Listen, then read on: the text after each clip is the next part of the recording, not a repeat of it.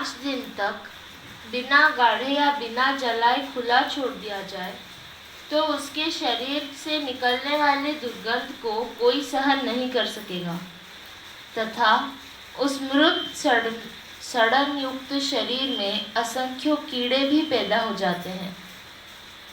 इस प्रकार संपूर्ण शरीर गंदगी से भरा होने पर इसकी अवस्था को देखकर इस देह में जिसकी आसक्ति हो उसे अंधा ही जानना चाहिए।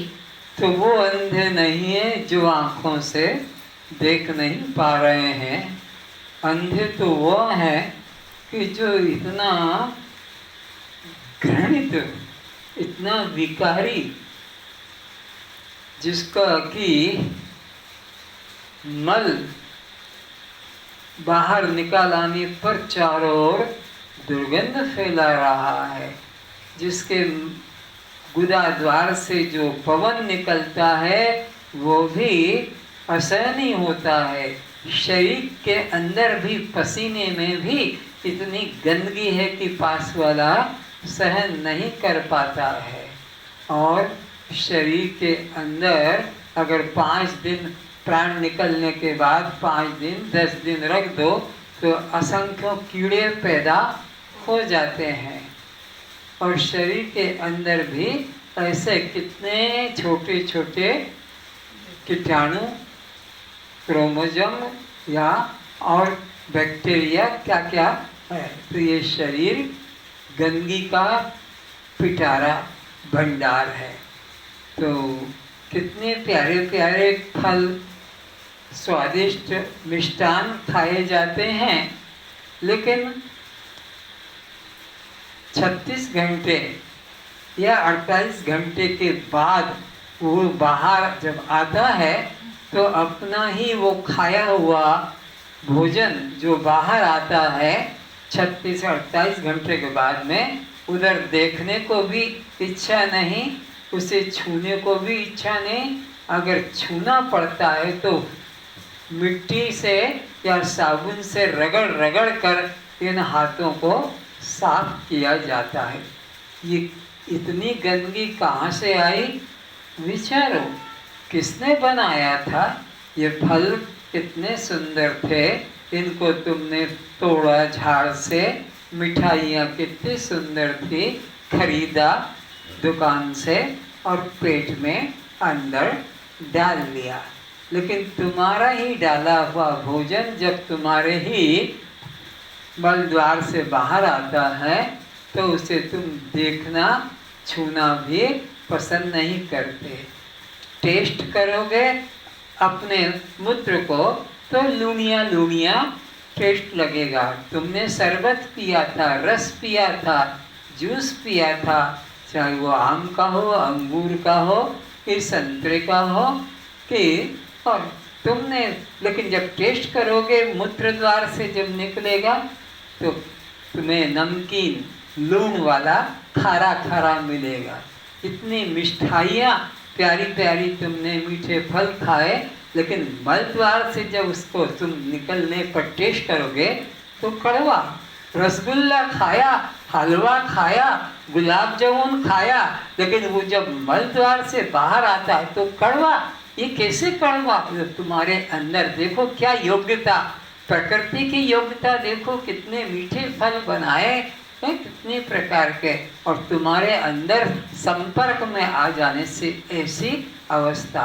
इसलिए अभी जो दृष्टांत दिए कि मधु बनाने वाले मक्खी को मधुमक्खी कहते हैं, और दूसरा जो अपना रेशम बनाता है उसे रेशम का कीड़ा कहते हैं।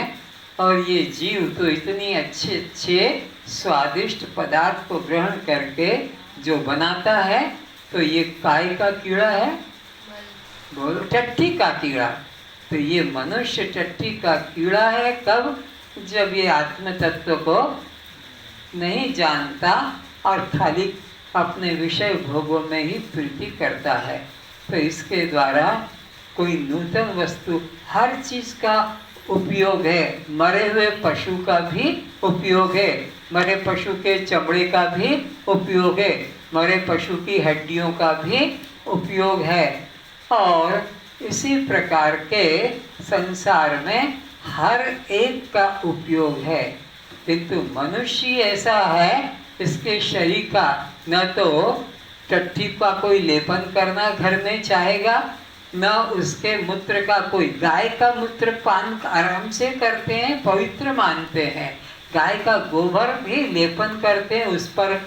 राजस्थान में तो दाल बाटी चूरमा बनाना होता है तो पहले कंडे को एकत्रित करते हैं, और ये कंडा क्या है, गाय का जो गोबर है, उसको सुखा लेते हैं और फिर उस पे बनाते हैं। पर इस मनुष्य के गोबर को कोई भी देखना भी पसंद नहीं करेगा, सुखाकर घर में रखना भी पसंद नहीं करेगा।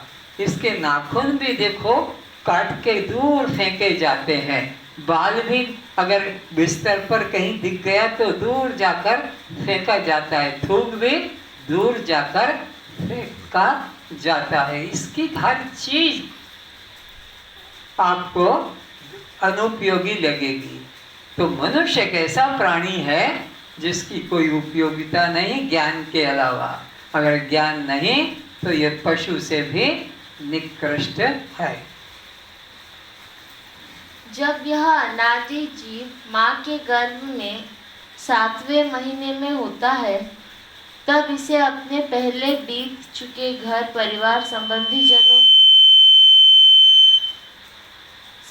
जनों की स्मृति होती है।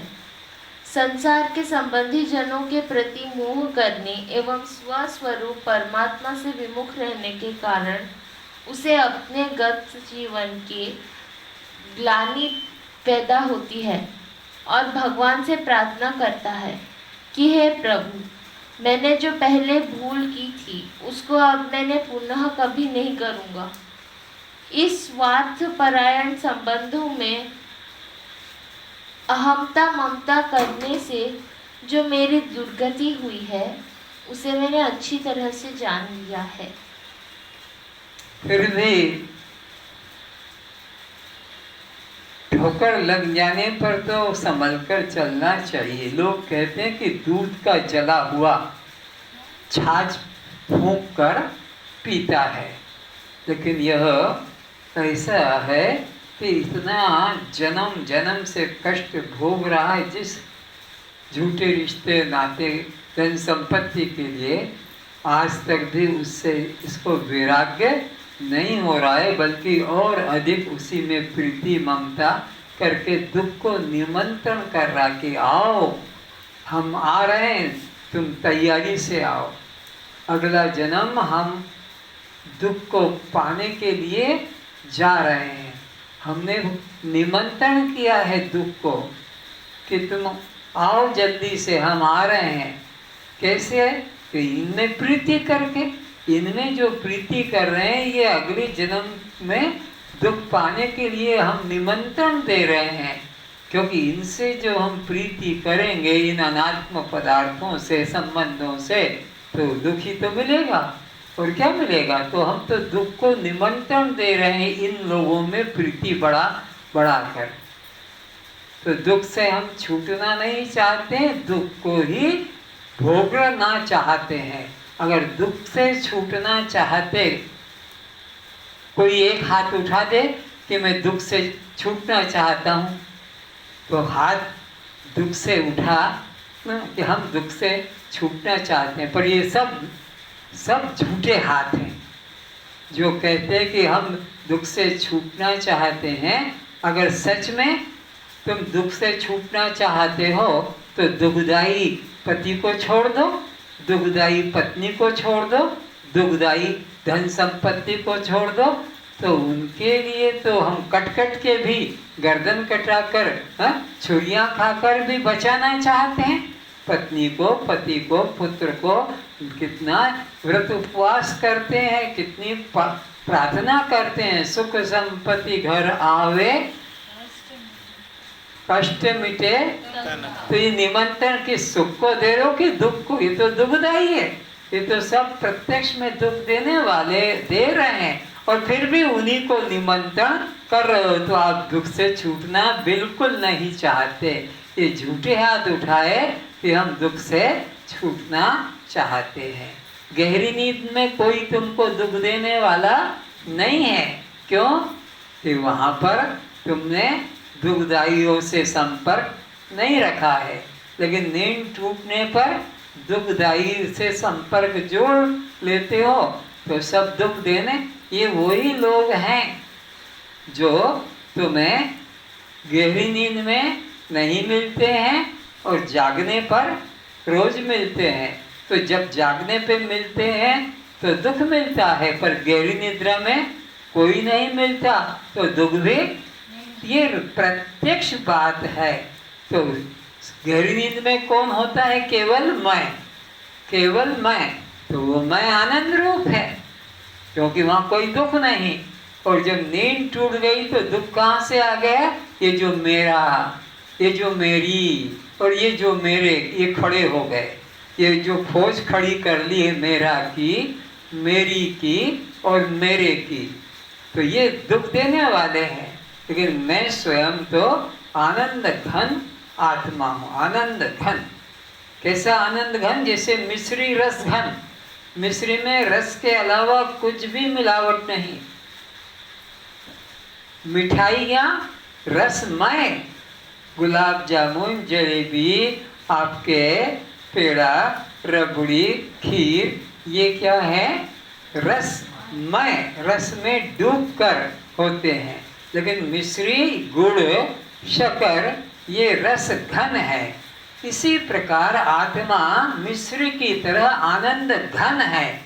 उसको आनंद के लिए किसी अन्य पदार्थ की सहायता की, सहयोग की जरूरत नहीं। मिश्री को भला मीठा करने के लिए क्या मिलाना पड़ेगा? कुछ है? कोई केमिकल, कोई रस? क्यों? वो उसका स्वभाव है ऐसा।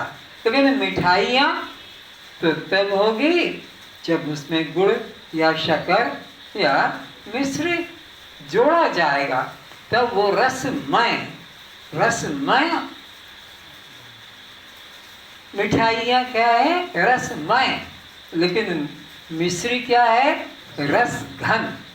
उसमें दूसरा कुछ मिलावट है ही नहीं। तो ऐसे ही ये आत्मा आनंद घन है। इसमें आनंद के लिए कुछ और मिलाने की जरूरत स्वभाव है। लेकिन जीव आनंदमय होता है। विषयों को जोड़कर, विषयों से संबंध जोड़कर, मिठाइयाँ शक्कर से संबंध जोड़कर, रसमय, जलेबी कहो, गुलाब जामुन कहो, इनको बना लो, रसगुल्ला को रस में मत डालो तो फिर फीके लगेंगे, नीरस लगेंगे, क्योंकि वो रसमय अभी नहीं हुए हैं। इसलिए इधर छानते हैं, उधर कढ़ाई रहती है रस की, इधर लिया और बूंदी को डाल दिया, ये जलेबी को डाल दिया, गुलाब जामुन को डाल दिया, और वो फिर खाया जाता है तो उसमें से रस लगता है, वो रसमय हो गए हैं। लेकिन मिश्री रस घन है।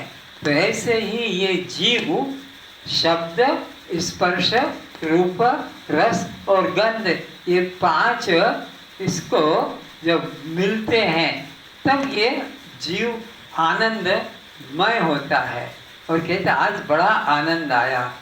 क्यों आया? बढ़िया प्रवचन था, बढ़िया पिक्चर थी, बढ़िया खाने को था, बढ़िया डांस था, बढ़िया गाना था। तो ये बढ़िया बढ़िया में डूबने से इसको आनंद आता। किसको? जीव को। पर आत्मा को तो किसी विषय में डूबने की जरूरत, क्योंकि वो स्वभाव से ही आनंद घन है। तो तुम्हारा हमारा स्वभाव आनंद घन है। हमें आनंद के लिए किसी की अपेक्षा नहीं।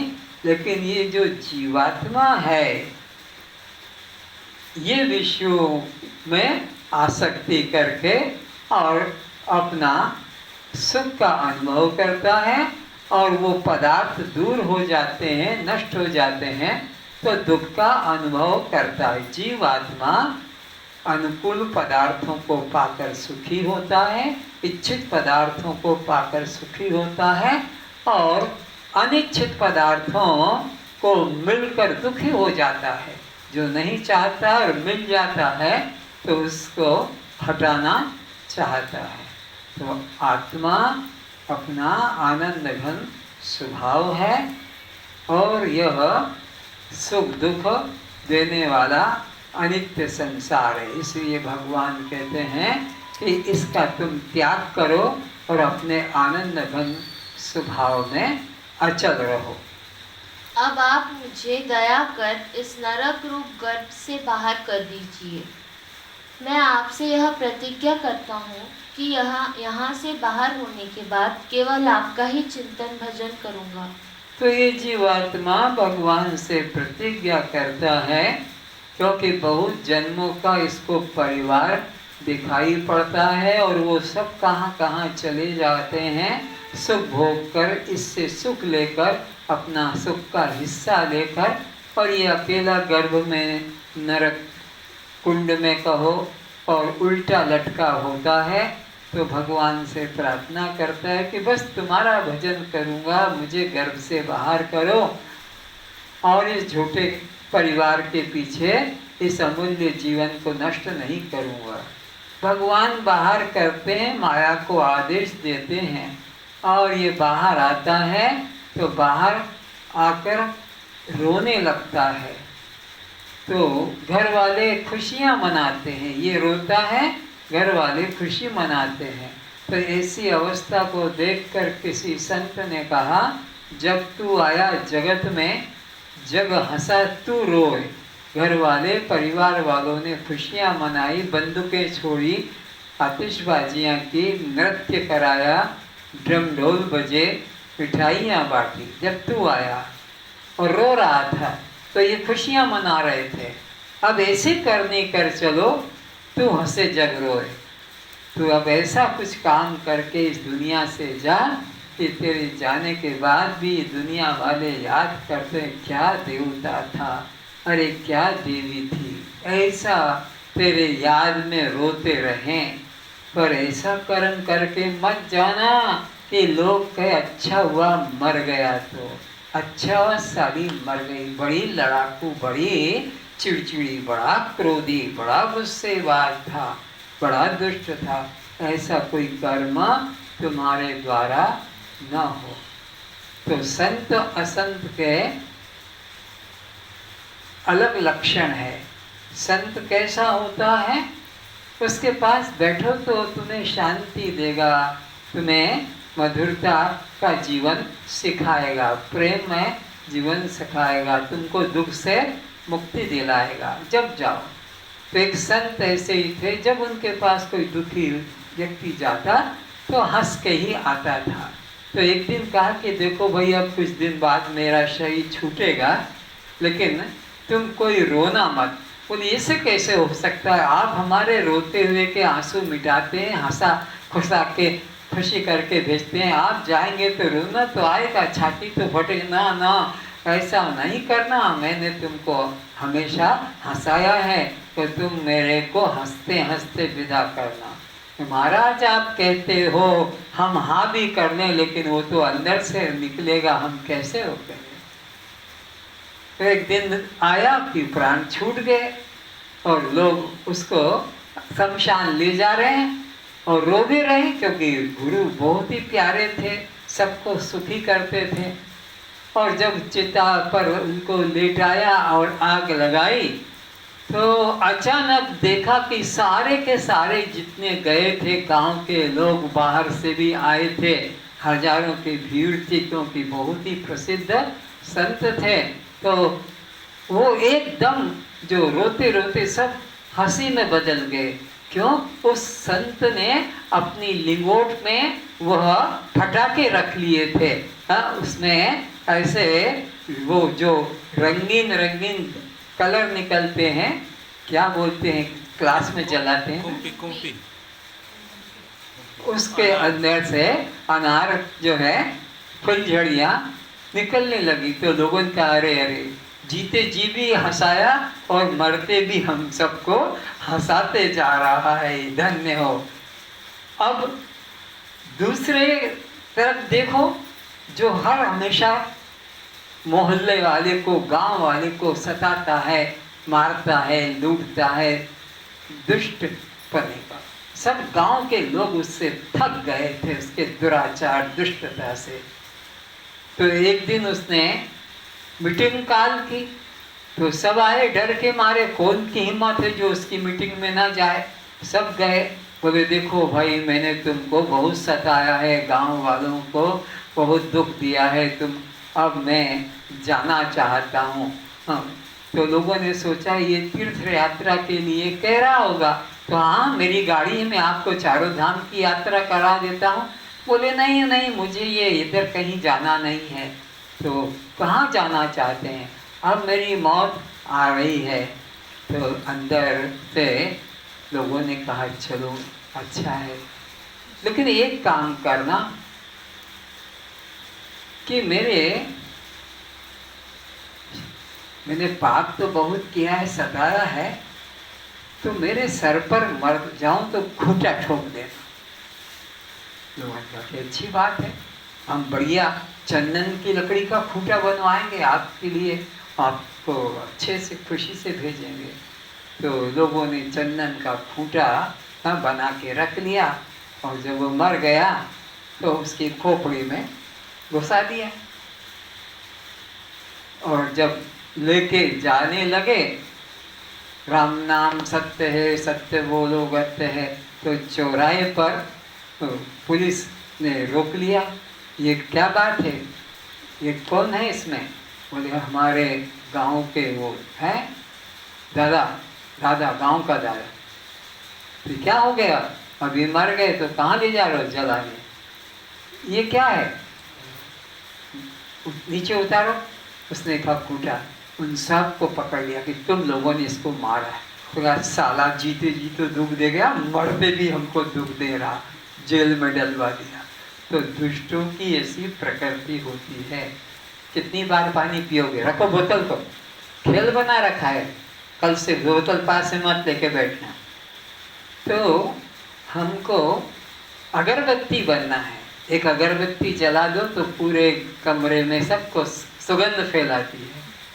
और कोई दुष्ट हो तो वो मिर्च को जला देगा आग में, तो मिर्च को जला देगा तो सारे लोग धांस के खांस के बाहर निकल जाएंगे। तो जीवन को सुगंधित पुष्प बनाओ। तुम ये देखो कि मेरा ज्ञान पाकर मेरे पड़ोसी, मेरे घर वाले, मेरे नौकर, मेरे संपर्क में तो कितने खुश हो रहे हैं, कितना उनके जीवन में आनंद बरस रहा है कि ये वही आदमी है जो खुकार सब समय गुस्सा करता था, सब समय गाली से बात करता था, और अभी इतना परिवर्तन आ गया। तो ये तुम्हारा ज्ञान बोलना चाहिए आसपास के जीवन लोगों के देखकर। और तुम्हारा जीवन में देखा कि न तो तुम्हारा क्रोध कम हुआ, न तुम्हारा अपशब्द बोलना कम हुआ, न मारपीट करना कम हुआ, न तुम्हारे दुराचार के कर्म कम हुए। तो भी ज्ञान फिर क्या? पुस्तक पढ़ने का नाम ज्ञान नहीं है, ज्ञान जीवन में ढलना है। तो अब ये पुस्तक रोज सुन रहे हो, पढ़ रहे हैं, और जीवन भाव का वही चल रहा है, कोई अंतर नहीं पड़ रहा है। कल मैंने कहा था कि रात्रि को सोते समय विचार करना कि मैं क्या अपने संपत्ति का वितरण किस रूप में किस को करूँगा। तो उसमें तुम्हारे परिवार के अलावा भी कुछ दिखाई पड़ा कि वही अपने बेटा बेटी, नाती नतनी, जवाई बेटा बेटी, यही दिखाई पड़े। तो किसी का भी मन बाहर परिवार से, संबंधियों से बाहर नहीं गया, उसी घेरे में घूमता रहा। तेली का बैल जैसे घाने के चारों तरफ घूमता है, ऐसे ही रहा। तो ये तुम लोगों का जीवन में परिवर्तन नहीं आ रहा है और मन वहीं फंसा है। तो ये रामायण, गीता, भागवत की कुछ भी सुनने से कोई लाभ नहीं। अक्षरों को पढ़ने से कहीं मुक्ति मिलेगी? अक्षर हैं, पढ़ रहे हो, चाहे वो न्यूज़पेपर पढ़ो, फिर चाहे तुम नावल उपन्यास पढ़ो, कि चाहे ये राजा रानी की कहानियाँ पढ़ो, ये तो सब कहानियाँ हैं। इसके द्वारा जीवन में परिवर्तन को आते देखना चाहिए कि जीवन में मेरे परिवर्तन आया कि नहीं आया। डॉक्टर दवा देता है तो 7 दिन में परिवर्तन तो आना ही चाहिए, नहीं तो डॉक्टर बदल देते हैं। ये डॉक्टर 7 दिन हो गए दवा खाते खाते, अब दूसरे को दिखाते हैं। तो इतने दिन हो गए इस गीता को पढ़ते, इस रामायण को पढ़ते या इस गुरु के पास जाते जाते, और कोई चेंज नहीं आया। तो छोड़ो इस गुरु निरंजन को, और कितने गुरु हैं, एक इसके पास बैठ कर क्या है हम अपने जीवन को नरक ले जाएंगे। तो ऐसा परिवर्तन देखना चाहिए गुरु मिलने के बाद, कि ज्ञान मिलने के बाद में जीवन में परिवर्तन कितना आया। अगर परिवर्तन नहीं आया तो यह देखो, दवा खाते रोग नहीं मिटा, तो सोचो या तो दवा गलत है या डॉक्टर गलत है, तो उसको बदलना है। तो ऐसे ही ज्ञान लेते और गुरु के पास जाते, हमारे जीवन में परिवर्तन नहीं आया तो ये गुरु बदल नहीं हो गए। शास्त्र कहता है जा गुरु से भय ना मिटे। जिस गुरु के पास जाकर भय मृत्यु का हमारा न जाए, तो जा गुरु से भय न मिटे और भ्रांति जीव न जाए, और जीव के मन से भेद भ्रांति, कर्ता भोक्ता भ्रांति की संग भ्रांति ये न जाए, तो सो गुरु झूठा जानिए। उसको छोड़ने में देर नहीं करना, क्योंकि वो तो जाएगा नरक और तुमको भी ले जाए। तो गुरु वह जो हमको जीवन में मुक्ति का अनुभव करा सके। आज इतना ही। सर्वे भवन्तु सुखिनः, सर्वे सन्तु निरामयाः, सर्वे भद्राणि पश्यन्तु मा दुःखभाग् भवेत्। सब सुखी रहें, सब निरोग रहें, सभी रूपों में हम अपने को पहचाने, हम अपने अंगों के प्रति, हाथ पैर मुख नाक के प्रति जैसे समता भाव रखते हैं, किसी को कष्ट नहीं होने देते हैं, इसी तरह हमारी दृष्टि में जो भी प्राणी आते हैं उन्हें अपने अंगों के समान जानते हुए, अपने शरीर के समान जानते हुए, मन वचन कर्म से किसी को भी कष्ट न पहुँचाएं, कष्ट न होने दें, दुख न पहुँचाएं, दुखी न होने दें। यदि हमारे मन वचन कर्म से किसी को दुख मिलता है, कष्ट मिलता है, तो उससे हम क्षमा मांगे, वो हमें क्षमा करे। हम भी सबको क्षमा करते हैं। अब हमारा कोई शत्रु नहीं है, सभी हमारे प्रिय हैं। सबका मंगल हो, सबका मंगल हो। ओम शांति शांति शांति।